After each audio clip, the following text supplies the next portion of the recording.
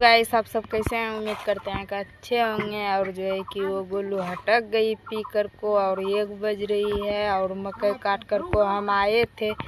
तो दोस्तों ये जो है कि पीने लगा। देखिए बहुत भूखा गई थी और जो है कि बहुत आए तो तंग करने लगा। और जो है कि हम कोई गलत नहीं करते हैं दोस्तों, गलत कमेंट मत करना। हम माँ वाला दर्जा देते हैं किसी का, और कोई लड़का लड़की का या तो लेडीज़ का और जेंट्स का देखते हैं कि चिपकी और फ़ोटो छोड़ता है और वीडियो बनाता है। हम तो वो नहीं करते हैं दोस्तों, किसी का माँ वाला दर्जा देते हैं। देखिए मेरा गोलू क्या कर रही है दोस्तों।